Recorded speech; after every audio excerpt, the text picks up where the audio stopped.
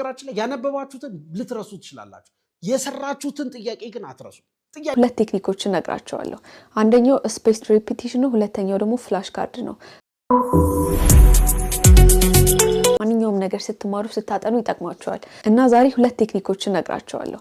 አንደኛው ስፔስድ ሪፒቲሽን ነው፣ ሁለተኛው ደግሞ ፍላሽ ካርድ ነው። ስፔስድ ሪፒቲሽን ማለት በተከታታይ ከማንበብና በአንድ ሁሉንም ነገር ሜሞራይዝ ለማድረግ ከመሞከር ይልቅ ዛሬ እናነባዋለን፣ እንተኛለን፣ ለራሳችን ረፍት እንሰጣለን። ከዛ በኋላ ነገ ወይም 2-3 ቀን አልፈን ደግሞ ሪቫይዝ እናደርገዋለን ማለት ነው። ሁለተኛ ደግሞ ይህንን ፓዝዌይ አክቲቬት የምታደርጉበትና በጣም ፍጥነቱን የምትጨምሩበት ሌላኛው መንገድ ደግሞ ለራሳችሁ ኤግዛም በመስጠት ነው። ዋን ወይ ምንድነው ፍላሽ ካርድ ነው። ከፊት ጥያቄውን ጽፋችሁ ከጀርባ ደግሞ የምትመልሱትን መልስ ትጽፋላችሁ። ራሳችሁን ትጠይቃላችሁ ማለት ነው። ይሄ ምን ነበር የሚለው እስከምታስታውሱ ትታገላላችሁ። ከዛ በኋላ መልሱን ታዩና ራሳችሁን ታስታውሳላችሁ። ወይም አክቲቭ ሪኮል ይባላል። መልሱን ሳታዩ በቃ አይምሯችሁን ያን ኢንፎርሜሽን እንዲያመጣ ትላንት የሄደበትን መንገድ እንዲሄድበት በጣም ስለምታስገድዱት ያንን ነገር ሜሞራይዝ የማድረግ አቅማችሁ ይጨምራል ማለት ነው። ጎበዝ ተማሪዎች በክፍል ውስጥ የሚያደርጓቸው ግን የማይነግሩ 3 ሚስጥሮች። አንደኛ ከፊት ተቀመጥ። ከኋላ መቀመጥ ለእንቅልፍና ለወሬ ይጋብዛል። ከፊት ስትሆን ግን አይንህና ጆሮ ከመምህሩ አይርቅም። ትኩረትህም 100% ትምህርቱ ላይ ይሆናል። ሁለተኛም ጥያቄ ጠይቅ። ጥያቄን መጠየቅ አለማወቅ ሳይሆን ማወቅን መፈለግ ነው። ካልገባ ጠይቅ። ያልገባህን ነገር ወዲያውኑ መጠየቅ የቤት ውስጥ የጥናት ጊዜን በግማሽ ይቀንሰዋል። ሶስተኛም ማስታወሻ ያዝ። መምህሩ የሚናገረውን ሁሉ ሳይሆን ዋና ዋና ነጥቦችን መዝግብ። በተለይ ይህ ወሳኝ ነው የሚላቸውን ነገሮች ምልክት አድርጉባቸው። ይህም ለፈተና ስትዘጋጅ ትልቅ ስራን ያቀልላል። በመጨረሻም የፈተና ሳይኮሎጂ ምን ማለት ነው? ሁለቱ ከፈተና በፊት በተለይ ፈተና ሲደርስ የምታደርጉት ነገር ነው። ሁለቱ ደግሞ ፈተና ክፍል ሆናችሁና ከዛ በኋላ የምታደርጉት ነው። የመጀመሪያው ቱዱ ሊስት ያስፈልጋችኋል። በየቀኑ ማቀድ አለባችሁ። እንዲህ አደርጋለሁ፣ ለዚህን ያህል ሰዓት አጠናለሁ፣ ይሄን ትምህርት ይሄን ጥያቄ እሰራለሁ ብላችሁ መጻፍ አለባችሁ። ቱዱ ሊስት ማለት ይሄ በቀን ውስጥ ልታደርጉ የምትፈልጉትን ትጽፋላችሁ። ከዛ በኋላ ያ የጻፋችሁትን ቀኑን ሙሉ ስታደርጉት ውላላችሁ። ማታ ደግሞ ይሄንን አድርጌያለሁ ብላችሁ ትጽፋላችሁ። ጠዋት አደርጋለሁ፣ ማታ አድርጌያለሁ። ጠዋት ቱዱ ሊስት ይጻፋል፣ ማታ ደን ሊስት ይጻፋል። ደን ሊስት ማለት ይሄን አደረኩ ይሄን አደረኩ ብላችሁ ትጽፋላችሁ።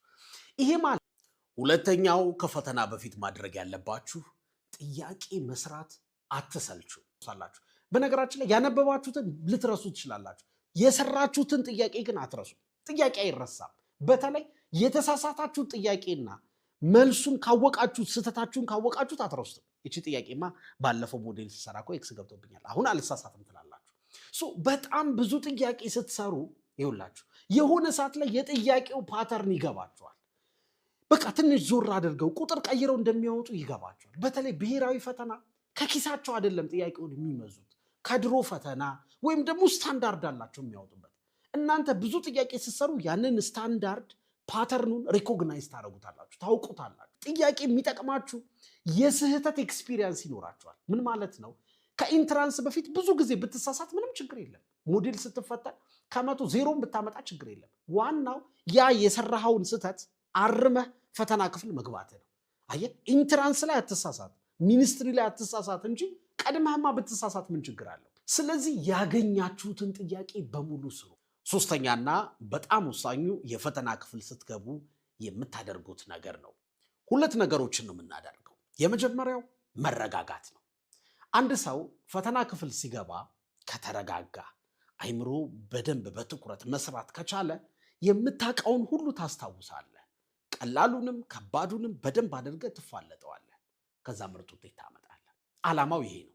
ስለዚህ መረጋጋት አለብህ። አጭር ጸሎት ደግሞ ታደርጋላችሁ። በሃይማኖት ስትጸልዩ ደግሞ ትበረታላችሁ። ከባድ ቢሆን ፈተናው እንዲቀላችሁ እንዲገለጥላችሁ ያደርጋል። እንድትጠነክሩ ከጭንቀት እንድትወጡ ያደርጋችኋል። በብልሃት ለማጥናት የሚረዱ 10 ዘዴዎች። 1. የስራን ደጋግሞ በሚናገራቸው ዋና ዋና ነጥቦችና ጥያቄዎች ላይ አትኩር። 2. ሳታይ ለመለማመድ ሞክር። አክቲቭ ሪኮል። በብከውን መጽሐፍ ገፈህ ሳታይ ዋና ዋና ነጥቦችን ለማስታወስ ሞክር። ይህ ዘዴ መረጃው አእምሮህ ውስጥ በደንብ እንዲቀረጽ ያደርጋል። 3. አጭር ማስታወሻ ያዝ። ቺት ሺት። አንድን ምዕራፍ ስትጨርስ ዋና ዋና ነጥቦችን፣ ቃላትን እና ፎርሙላዎችን በአንድ ወረቀት ላይ አስፍር። ይህም ለፈተና ጊዜ መጽሐፉን ሙሉ ከመድገም ይልቅ በፍጥነት ለመከለስ ይረዳሃል። 4. ቀለሞችንና ምልክቶችን ተጠቀም። ማስታወሻህ እንዳያሰልችህ እና ዓይንህ እንዲሳብ የተለያዩ ቀለሞችን ተጠቀም። ወሳኝ ቃላትን አድምቅ፣ ሃይላይት አድርግ። እንዲሁም መረጃዎችን ለማገናኘት ምልክቶችን ተጠቀም። 5. ያጠናኸውን እንደማስተማር ሆነህ አስረዳ።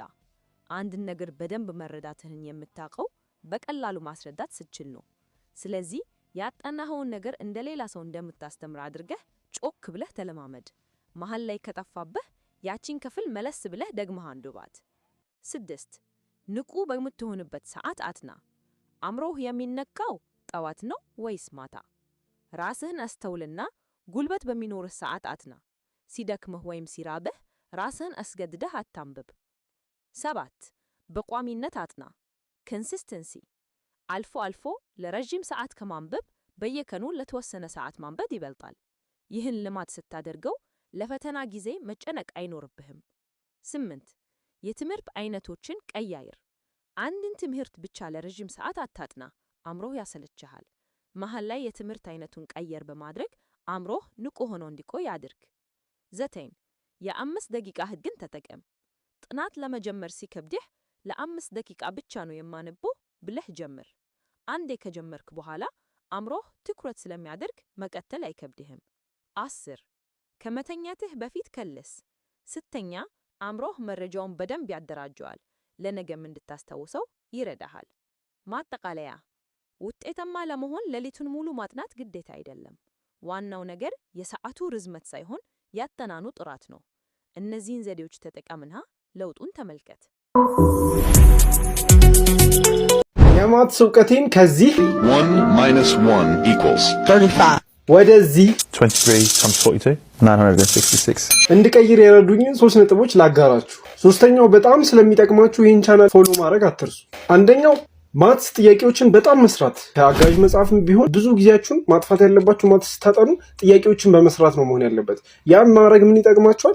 በራሳችሁ ቀለል ያሉ መንገዶችን እንድታገኙ፣ የሆነን ጥያቄ እንዴት ባጭሩ መስራት እንደምትችሉ በራሳችሁ እያገኛችሁ እንድትሄዱ ይረዳችሁ። ሁለተኛው ባለፈውም እንደነገርኳችሁ ታጠኑ ከባድ ጥያቄዎች ላይ አለማተኮር። ከባባድ ጥያቄዎች ላይ ማተኮር ነው። ከባባድ ጥያቄዎች ላይ ማተኮር እንዴት ነው የሚጠቅመው ካላችሁ፣ ቀለል ያለ ወይም መካከለኛ ጥያቄ ሲመጣ ለእናንተ በጣም ቀሎ ነው የምታገኙት። ፕላስ ትንሽ ከበድ ያለ እንኳን ቢመጣ እናንተ ከከባድ ጥያቄዎች ጋር ሞር ኤክስፒሪየንስ ስላላችሁ ያ ጥያቄ ያን ያህል ከባድ ሆኖ አታገኙትም። ለዛም ከባድ ጥያቄዎችን መስራት ፈተናው ላይ ቀለል ብሎ እንድናገኘው ያደርገናል። ሶስተኛው ማትስን በየቀኑ ማጥናት ነው። ማለትም ትንሽ ደቂቃም ሊሆን ይችላል፣ 30 ደቂቃም 1 ሰዓትም ሊሆን ይችላል። ዛሬ የተማርነውንም ቢሆን ሪቫይዝ ማድረግ በየቀኑ በጣም ጠቃሚ ነው። ያን ማድረግ ምን ይጠቅመናል? ከቶፒኮቹ በጣም እንዳንራረቅ ይረዳናል። ማለትም ዛሬ የተማርነውን ሳንረዳ ነገም ከነገ ወዲያም አዳዲስ ነገሮች የሚጨመሩ ከሆነ ሞር ኮምፕሌክስ ሞር ከባድ እየሆነብን ይመጣል። ግን ዛሬ የተማርነውን ዛሬውኑ የምንረዳው ከሆነ እያንዳንዱን ስቴፕ እያቃለልነው ነው የምንሄደው። በዛም መሰረት በየቀኑ ማጥናቱ በጣም ጠቃሚ ሆኖ ይገኛል። ይሄ ጥናት ውስጥ ዘላችሁ ከመግባታችሁ በፊት ማድረግ ያለባችሁ ነገር ወጣ ብላችሁ አየር ተቀብላችሁ መምራት፣ ማለትም ወርክ ማድረግ። ይሄ ነገር አይምሮአችሁ ሪፍሬሽ እንድታደርጉ ይረዳችኋል። ሁለተኛው ደግሞ ከተመለሳችሁ በኋላ ጽድት ያለ ፕሮግራም ማውጣት፣ ማለትም የምታጠኑትን ነገር ስኬጁል አድርጋችሁ አቅዳችሁ በወረቀት ላይ ማስቀመጥ ማለት ነው። ይህንን ማድረግ የሚጠቅማችሁ ከምን መጀመር እንዳለባችሁና አንድ ነገር ከጨርሳችሁ በኋላ ወደ ሌላ ነገር ስትገቡ ግራ እንዳትጋቡ ይረዳችኋል ማለት ነው። ሶስተኛው ደግሞ የምታወጡት ፕሮግራም ራሳችሁ እንዳያጨናንቃችሁ፣ ማለትም በጣም ለረጅም ሰዓት አጠናለሁ ይህንን ያክል ትጨርሳለሁ ብላችሁ አትጀምሩት። በቃ እችን ብላችሁ አሳጥራችሁ ለትንሽ ደቂቃ ነው ብላችሁ የምታጠኑበትን ፕሮግራም ብቻ አውጡ። ይህን ሁሉ ካረጋችሁ በኋላ የምታጠኑትን ኤሪያ ቆንጆ አድርጋችሁ ኦርጋናይዝ ማድረግ፣ አፒል እንዲያረጋችሁ ሞቲቬት እንዲያረጋችሁ ማስተካከል ማለት ነው። በምታጠኑበት ወቅት ደግሞ ፖሞዶሮ ቴክኒክን መጠቀም እንዳትረሱ፣ ምክንያቱም አይምሯችሁ እንዳይዝልና በየደቂቃው ሪፍሬሽ እያደረጋችሁ እንድትመልሱ ይረዳችኋል።